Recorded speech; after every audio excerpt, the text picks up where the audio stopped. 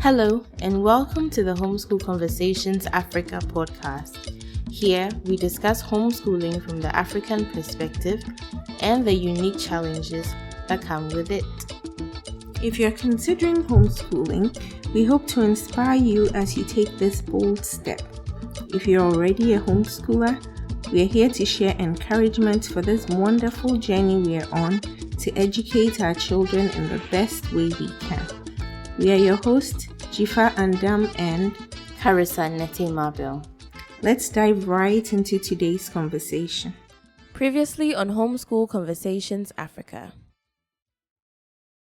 We're excited today to have a friend in our midst. Her name is Adesola Lajuwomi. Adesola is an unschooler, and I know this is a topic that a lot of us are interested in. So Carissa and I are excited to have her on the show today to talk about unschooling.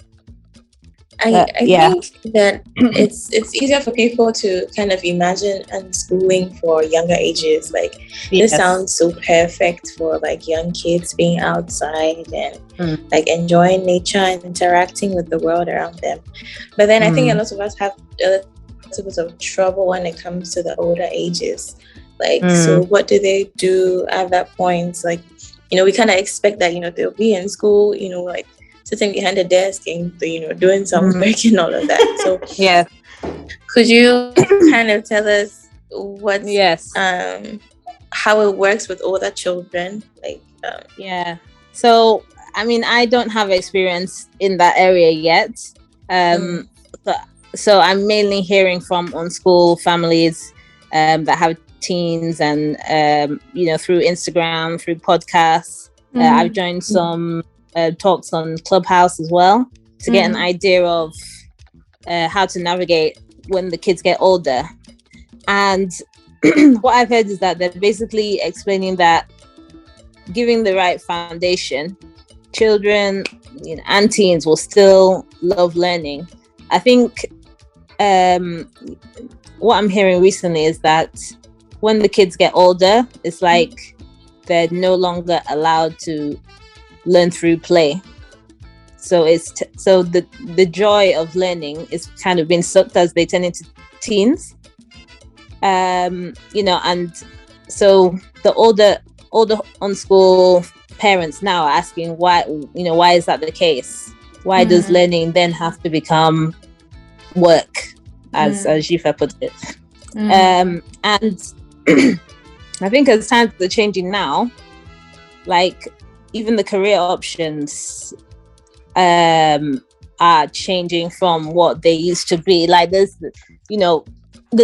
more people involved in creative fields that most likely you don't have to do a certain curriculum or certain types of let's say formal learning to progress in that field. Like if you're interested in something tech or robots, then even as a teen your learning will most likely look to a lot of people like play. They'll be tinkering with bits and bobs and things like that. So I think as times are changing, I think we definitely have to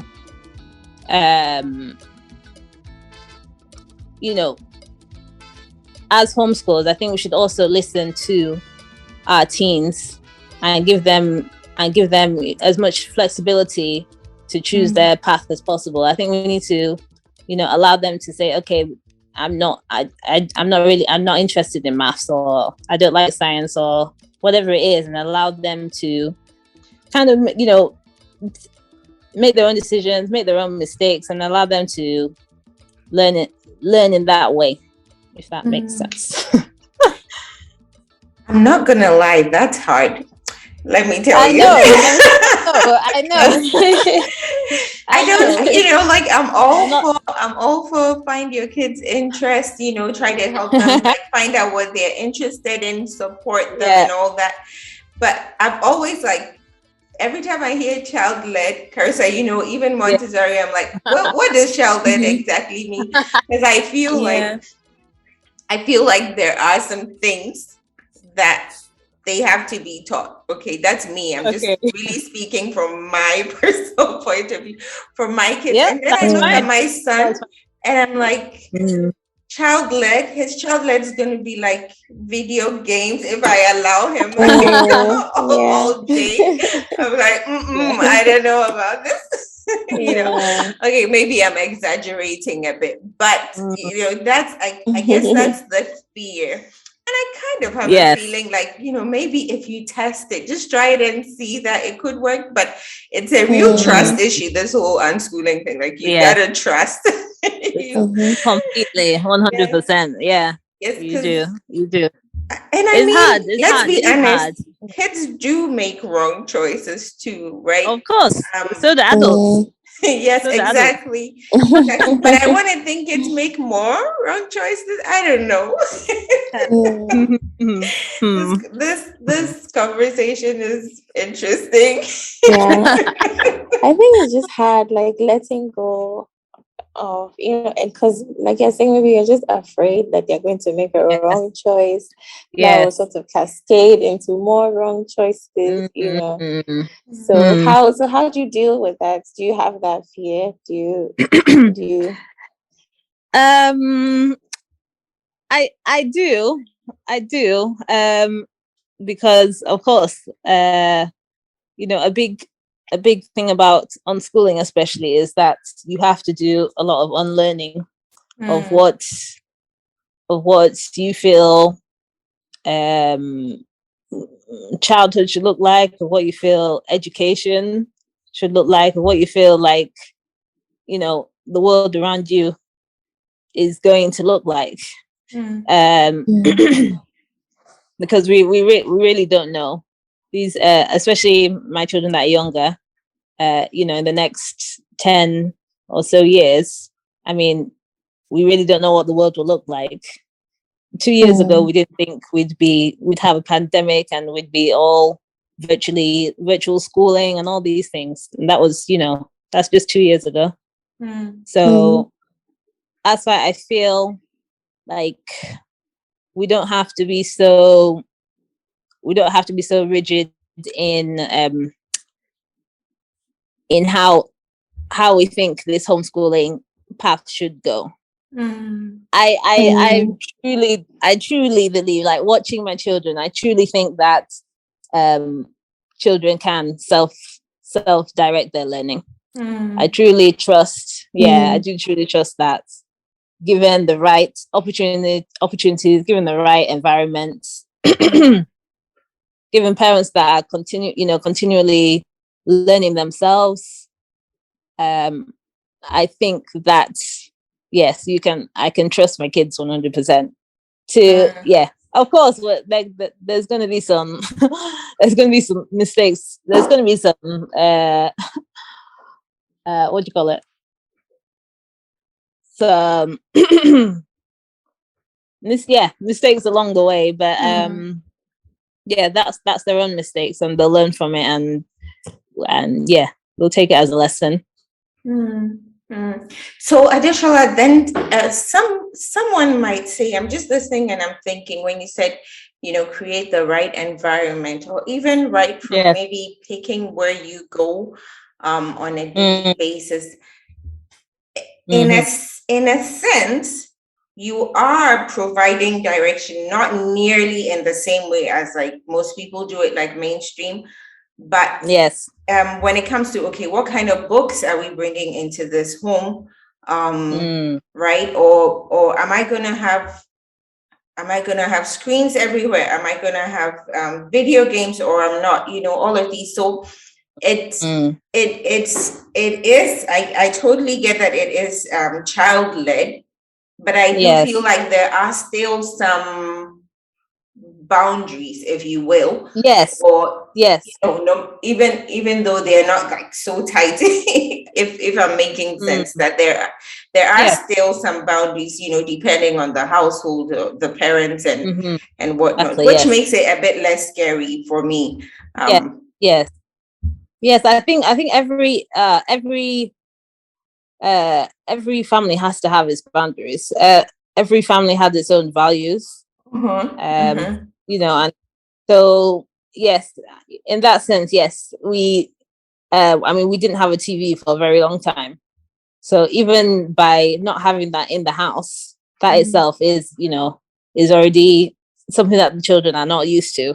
Do you get what I mean? So so I agree. Yeah, there is, of course, there has to be some sort of adult control involved in there. But that's mainly based around what you and your family sees as your priorities, really. This is very helpful. I'm loving this because I'm understanding more, as I'm hearing you speak and explain things. Yes, it's helpful. So I personally don't like this question, but I know that we have listeners who are going to want to ask this, and they'll probably be like, oh, why didn't they ask that? So let me ask it, okay?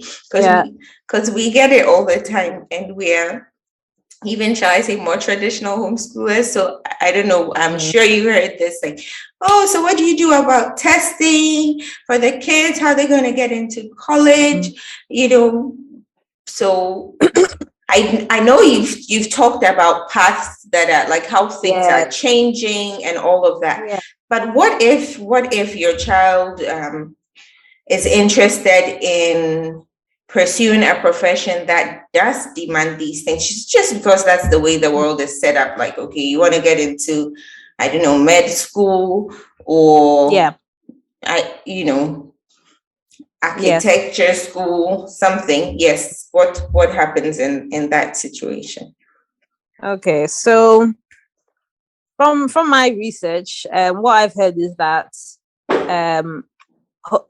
colleges, universities actually take very highly on homeschooled children because of their self-driven nature in general.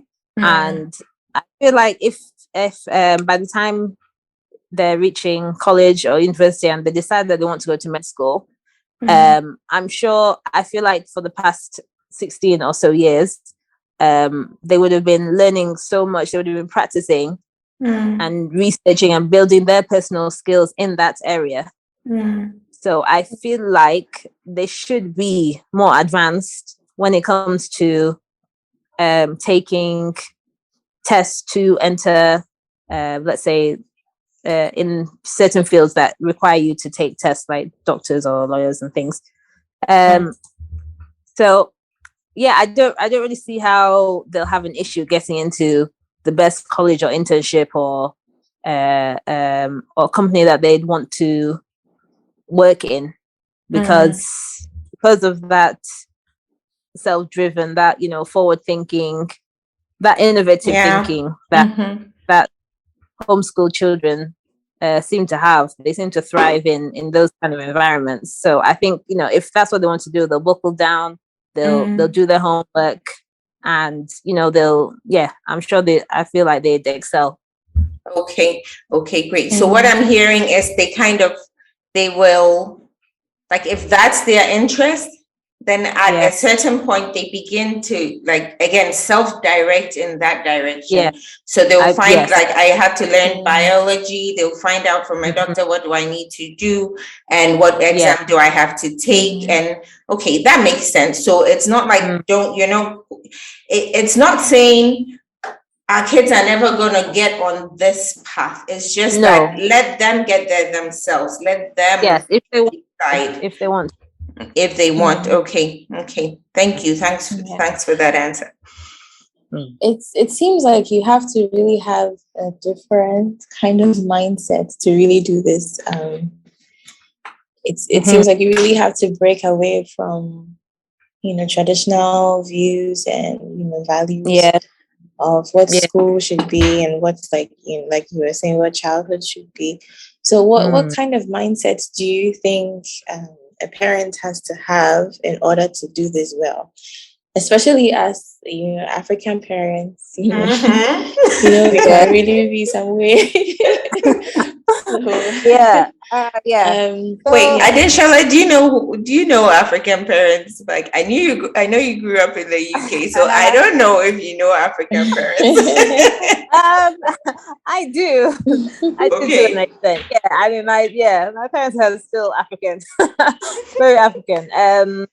They were a bit more liberal, I guess, in some areas, but no, it was still, you must be top of the class, and okay. No, I wasn't. Yeah, from GCSEs, I wasn't allowed to study art or PE because they didn't think that would be a career option for me. So no, it was still it was still it was still pretty, okay. So you get it. I get it. So in terms of mindset, I'd say the most important thing is that you have to have a positive mindset. I think that you need to be creative and you need to focus on what you do have rather than what is abroad. I think you also need to have a thick skin because there's going to be a lot of peer pressure, especially from family and friends. You have to be stubborn on your values. Everybody will have an opinion, and in Nigeria especially, nobody has an issue voicing their concerns, whether whether it's in church or at the supermarket. Anyone and everyone is going to have an opinion on unschooling, homeschooling especially. So I think that you'd maybe have to explain the concepts to family, but I don't think you have to justify yourself or your decisions. You really have to. I just feel like you have to do what's best for you and your family, and I think that all starts from having a positive mindset. That's some good advice, and especially the thick skin part, because if traditional homeschoolers are having a hard time explaining, try unschooling. I don't even want to know.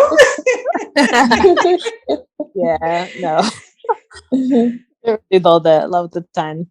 If there's anyone out there who's considering this form of education, you've kind of told us about like the sort of mindset or attitudes that the people should have. But now I want you to speak to somebody who's really thinking about this, really considering it.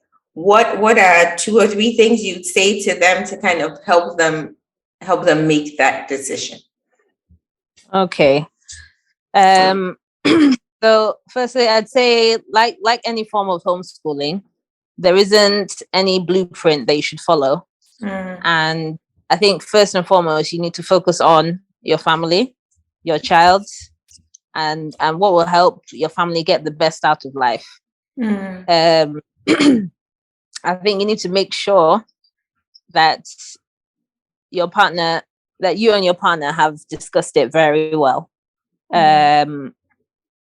If one of you are homeschooling the other will need to be more hands-on with the kids, and you need to discuss your budget and what you'll be willing to sacrifice in order to live this life, really.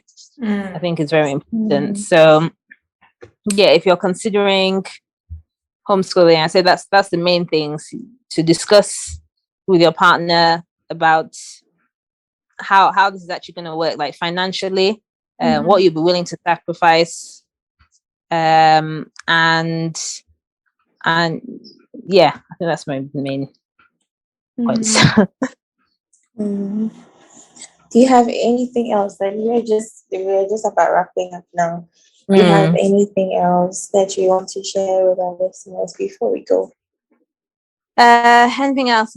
I think life is basically made up of all the little choices that we make, consciously or not.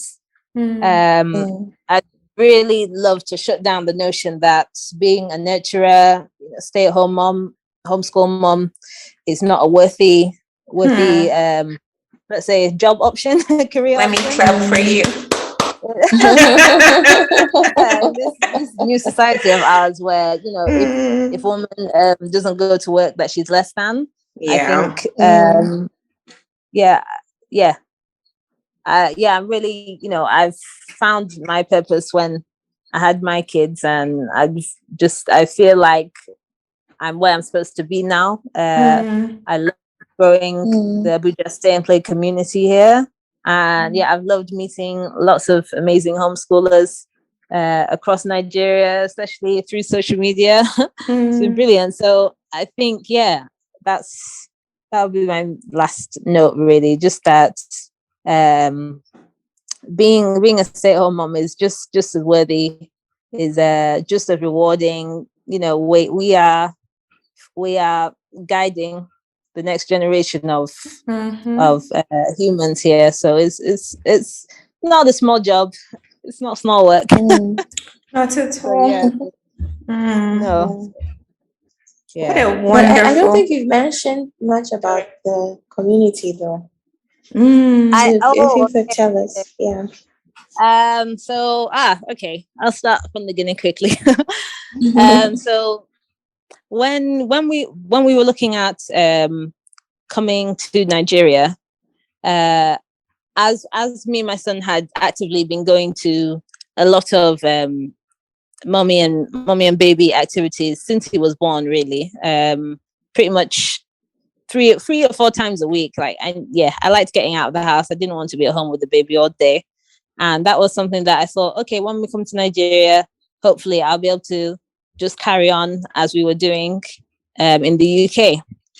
And this was 2018 that we moved. So Eventbrite was my go-to then. I was, even in the UK, I was looking for events for mommy and me and mommy and children events that I'd meet in Abuja when we get here. And when I got here, there wasn't as many as I'd hoped for. The events there was a few, and they were either, let's say, they were either open days at schools kind of things, and just like 1 or 2 like one-off events that would happen like with churches and other things like that. So we really weren't able to build relationships with people and really make friends or anything here. It was quite sporadic when we moved here to be able to meet people. So a few months in, when we'd moved to our own place, I was speaking to my husband, and I just said, I'm gonna start something at home, just something little, with our toys and books, and just invite families on my Instagram then, to come for a stay and play with our kids. So this was in 2019 that I started a bright and early play group at home. We didn't have much then.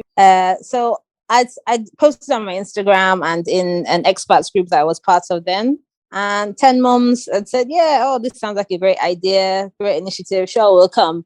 And this was rainy season then, so the weather was like terrible. It was thunderstorming, and we were like deep in life camp then. So I hoped and prayed that people would come out. And on the first day of the play group, I was expecting around 10 plus moms. I'd made lots of food and snacks and offered head and everything, and like one mom came. Oh dear. One mom came with her twin boys really late, and I was just thanking God that she came, because otherwise I might have packed it up then. But she came, and we had a great time. The kids did sensory activities, they played with the paints and everything, and they had a great time. And so from then on, I used to have a play group every week. We'd have like 2 or 3 moms that would come with their babies and toddlers, and that's how it started. It was mostly expats who kind of knew about the concept of they wanted to stay with their children and play with them, rather than leaving them in a creche. So that's a reason for that, right? Yeah. There is. It's because we don't have as many stay-at-home moms that, and apart from just being used to the idea, we we don't. Carissa and I again discussed this, but she was looking for a group like that. Carissa, I think this should be an encouragement to you. Start your group, Carissa. Start it, please.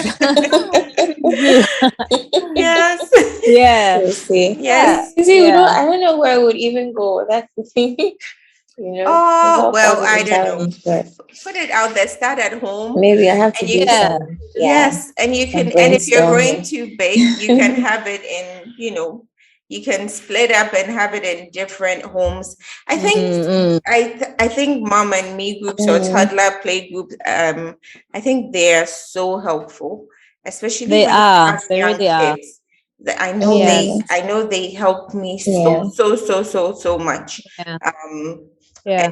And it's beautiful. It's like our baby and toddler group now, that Fun Spot that we've partnered with Fun Spot. We've been going there every Thursday for the past 5 weeks, and I'm seeing children running inside now, like ready to play and see their friends and things. And even just over 5 weeks, they the parents they've already started building that relationship with each other. And you can see how they're socially interacting with each other, and it's been brilliant. I mean, even the parents, they get to breathe for a minute. The kids are outside running around, and there's a mom that has a 2-month-old, and she's come for the past 3 weeks, and she's like, she didn't sleep last night, but for her daughter to just be able to, her daughter is really energetic. Like, she needs to be outside. She cannot, and her mom has a young baby, so she has to be at home a lot more than she'd like to be. So for her to just bring her daughter to that play group once a week is like, she can breathe, and her daughter can let it all out for a week at least, and it's even that little effort that mom is making is going to make a big difference in her daughter's life. Definitely, in the long run, it's a win-win. So be encouraged. Be encouraged, dear listeners. If you live somewhere and you feel like there isn't a group, why don't you start one? Don't sit and wait for somebody else. Start one, and you might be surprised. Like Adesola, maybe it's only one person who will show up the first day, but I can tell you guys, the Stay and Play group now has almost 140 members. Okay. Yes. In a short time. That's amazing. So be encouraged, do start something. And I really just want to go back, to how Adesola ended with the previous question. Stay at home moms, be encouraged. You're doing a wonderful work. Don't let anybody look down on you at all for not working outside the home. Because what you're doing is so important. And if you stick with it, it's going to pay off. You will see it. I pray that God blesses the work of all our hands, all that we're trying to do, and makes it successful. So, wow. This has been fun. You. This has been an exciting conversation. I was super nervous. I'm not a talker. I was like, maybe you want to speak to my husband instead of me for this thing. But no, you were perfect. I felt like, thank you. Thank you. It was great. You did great. This has been fun. Yes. So listeners, all too soon, we're at the end of another exciting and wonderful episode. I'm sure you guys have learned so much. I know that I have. Guys, I know I keep saying this, but it's true. Carissa, am I lying? Yes, we really learned so much. And I know unschooling, this is going to be a hot one, because people have been wondering, like, what is this thing? What is so it? today Adesola has helped us. Welcome. You're welcome. Very welcome. Yes, so thank you for coming. Thank you, listeners, for tuning in, as always, to listen to us, to spend this time with us. We're really grateful to you. Please share this with someone who wants to know more about unschooling. You never know who it might bless. But thanks again for joining us, and we hope to be with you again next week. Have a blessed day. Yeah. Bye. Bye. Bye.